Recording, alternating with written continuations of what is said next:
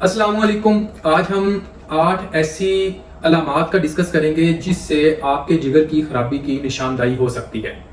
सबसे पहले हम जिसके बारे में डिस्कस करेंगे कि अगर किसी इंसान का जिगर खराब है तो उसकी वजह से उसके पेट के अंदर पानी पड़ना शुरू हो जाएगा। इसकी वजह क्या होती है कि पेट के अंदर पानी क्यों पड़ता है?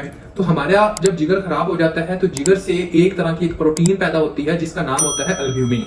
अब ये जो अल्ब्यूमिन प्रोटीन होती है इसका जो बुनियादी तौर पर मकसद होता है वो ये होता है कि ये आपकी खून की नाली में से जो ब्लड होता है उसको बाहर निकलने नहीं देती, या फिर आपकी खून की नाली से जो ब्लड आपका बाहर गया हुआ है कुछ स्पेसिस के अंदर उसको वापस लेके आती है। लेकिन आप देखें कि जब किसी शख्स के अंदर लिवर की खराबी हो जाएगी तो अल्ब्यूमिन जो प्रोटीन जो है वो पैदा नहीं होगी। जब अल्ब्यूमिन प्रोटीन पैदा नहीं होती तो इसके नतीजे में आपका जो फ्लूइड होता है वो ब्लड वेसल से यानी कि खून की नाली से बाहर निकलता रहता है और फिर बाहर से आपके खून की नाली के अंदर भी नहीं आता। तो इसके नतीजे में जो पेट होता है उसके अंदर पानी इकट्ठा होना शुरू हो जाता है। इस वजह से अक्सर ये जो हजरात होते हैं जब सुबह उठते हैं तो इनकी जो आंखें हैं वो सूजी हुई होती हैं, पांव जो होते हैं वहां पे भी स्वेलिंग होती है और जो पेट होता है वो मुकम्मल तौर पर वो स्वेल हुआ होता है। तो आप ये कह सकते हो, इसको मेडिकल टर्म के अंदर हम कहते हैं असाइटीज या पेट के अंदर पानी का पड़ जाना। दूसरी ऐसी कौन सी अलामत होती है जिससे पता लग सकता है कि जो जिगर है उसके अंदर खराबी हो चुकी है? देखें, हमारा जो जिगर होता है उसमें से स्पेशलाइज्ड तरह के क्लोटिंग फैक्टर्स पैदा होते हैं। इन क्लोटिंग फैक्टर्स का जो बुनियादी तौर पर मकसद होता है वो ये होता है कि आपकी किसी भी जगह पर जो इंजरी होती है उसमें क्लोटिंग को करवाना, मतलब कि ज्यादा देर तक ब्लीडिंग ना हो। अब आप खुद समझें कि अगर ये क्लोटिंग फैक्टर्स पैदा नहीं होंगे, क्योंकि लीवर तो मुकम्मल तौर पर खराब हो गया है, जब लीवर मुकम्मल तौर पर खराब हो जाएगा तो ये क्लोटिंग फैक्टर्स जो होंगे वो पैदा नहीं होंगे।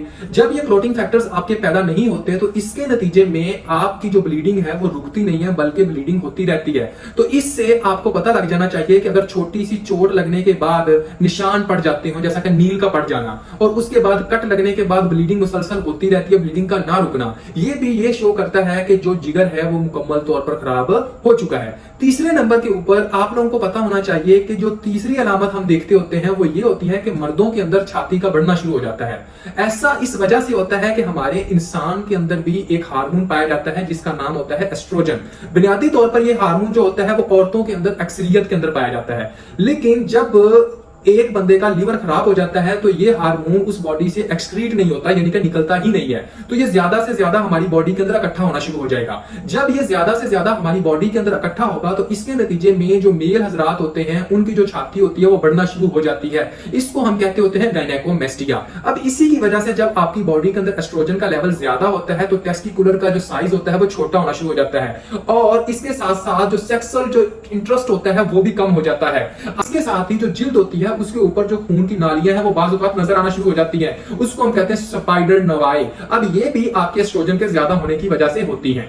चौथी जो इलामत हम डिस्कस करेंगे उसके अंदर ये होता है कि जो हमारे पास जो पेशेंट आता है उसकी जो स्किन होती है, जो आंखें होती है वो येलो हो जाती हैं। अब ऐसा क्यों होता है? देखें, हमारी बॉडी के अंदर जो लाल खुलिये होते हैं वो टूटते हैं और लाल खुलिये के टूटने से आपका एक सब्सटेंस पैदा होता है जिसका नाम होता है बिलिरुबिन। अब ये बिलिरुबिन जो होती है ये लीवर जो होता है इसको हेल्प करता होता है और ये हेल्प करके आपके यूरिन के जरिए और उसके साथ साथ आपके स्टूल के जरिए यानी कि पैखाने और उसके साथ पेशाब के जरिए ये इस बिलिरुबिन को आपकी बॉडी से निकाल देता है। लेकिन आप खुद समझें, जब लीवर ही खराब हो चुका होगा तो उस वक्त ये जो बिलिरुबिन है ये ना ही यूरिन के जरिए बाहर निकलेगा और ना ही पैखाने के जरिए बाहर निकलेगा। तो इसके नतीजे में क्या होता है कि ये बिलिरुबिन हमारी बॉडी के अंदर इकट्ठा होना शुरू हो जाता है। जब ये बिलिरुबिन हमारी बॉडी के अंदर इकट्ठा होता है तो इसके नतीजे में बिलिरुबिन जो होता है वो हमारी बॉडी को येलो कलर देना शुरू कर देता है, क्योंकि जितना ज्यादा बिलिरुबिन हमारी बॉडी के अंदर इकट्ठा होगा उसके नतीजे में येलो डिस्कलरेशन भी उतनी ही ज्यादा होगी। तो अगर हमारे पास कोई पेशेंट आता है तो उसके अंदर आप येलो डिस्कलरेशन देखते हो तो इससे समझ लेना चाहिए कि जो मसला बन रहा है वो जिगर के साथ बन रहा है। तो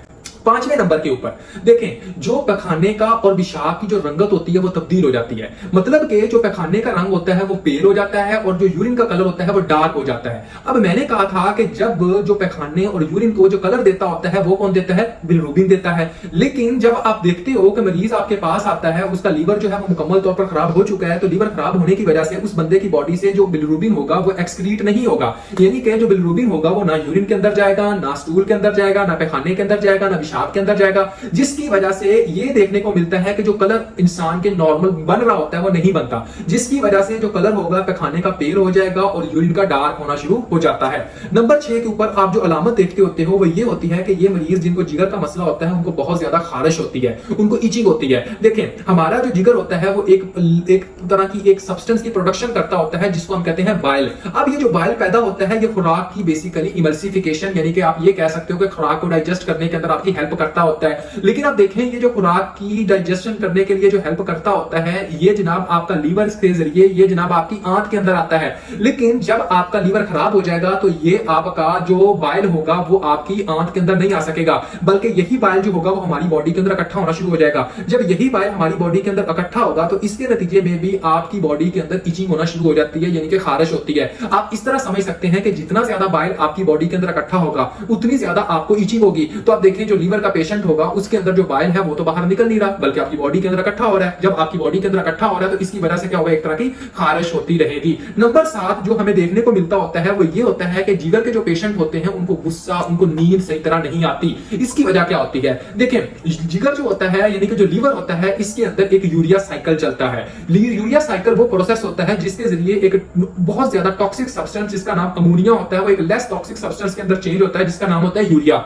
अब जब जिगर काम नहीं करेगा तो यूरिया साइकिल नहीं चलेगा, यूरिया साइकिल नहीं चलेगा तो जो टॉक्सिक सब्सटेंस है वो लेस टॉक्सिक सब्सटेंस के अंदर चेंज नहीं होगा, मतलब कि जो अमोनिया है वो जनाब आपका चेंज नहीं होगा। जब अमोनिया चेंज नहीं होता तो अमोनिया का लेवल आपकी बॉडी के अंदर बढ़ना शुरू हो जाता है। अब जब अमोनिया का लेवल बढ़ता है, दूसरे नंबर पे आप इसके साथ ये बात अपने माइंड में रखें कि डिटॉक्सिफिकेशन का काम करना भी जिगर का होता है। लेकिन जब जिगर मुकम्मल तौर पर खराब हो चुका होगा तो डिटॉक्सिफिकेशन नहीं होगी, जिसके नतीजे में टॉक्सिक मादे आपके ब्लड के अंदर इकट्ठे होना शुरू हो जाएंगे। जब ये टॉक्सिक मादे आपके ब्लड के अंदर इकट्ठे होंगे और उसके साथ ही अमोनिया आपकी बॉडी के अंदर इकट्ठा हो जाएगा तो यही आपके ब्रेन के ऊपर अटैक करेगा, जिसको हम कहते हैं हिपैटिक इनकेफेलोपैथी। अब ये जिसके अंदर क्या होता है कि इंसान को बहुत ज्यादा गुस्सा आता है, उसके बाद बंदे को एक तरह की नींद सही तरह नहीं आती, इवन के इस हालत के अंदर बंदा गालियां देना शुरू कर देता है, कई तरह की अब्यूजिव लैंग्वेज जो होती है ये यूज करता है और एंड पे आके इसके साथ जो होता है बंदा कोमे के अंदर भी जा सकता है और इसकी वजह से बंदे की डेथ भी हो सकती है।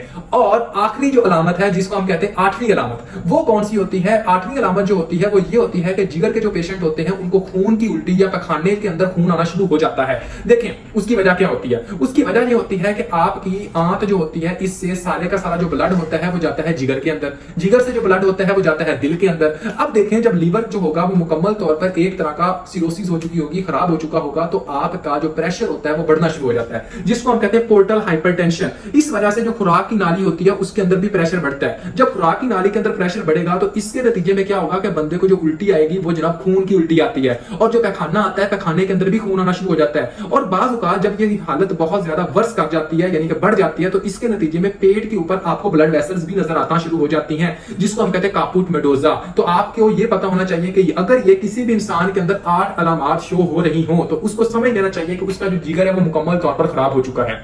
अब इसके बाद अगर जिगर खराब हो गया है तो क्या करना चाहिए? सीटी स्कैन करवाना चाहिए, उसके अंदर काफी हद तक पता चल जाएगा क्योंकि अल्ट्रासाउंड से बातें अब आगे चली गई हैं, उससे पता चलेगा कि कितनी ज्यादा लेवल तक सिरोसिस हो चुकी है। और उसके बाद जो डॉक्टर्स होंगे, जो स्पेशलिस्ट गैस्ट्रोएंटरोलॉजिस्ट होंगे, वो इसके बारे में कंसल्ट करेंगे कि इसको ट्रांसप्लांट करना चाहिए या क्या करना चाहिए।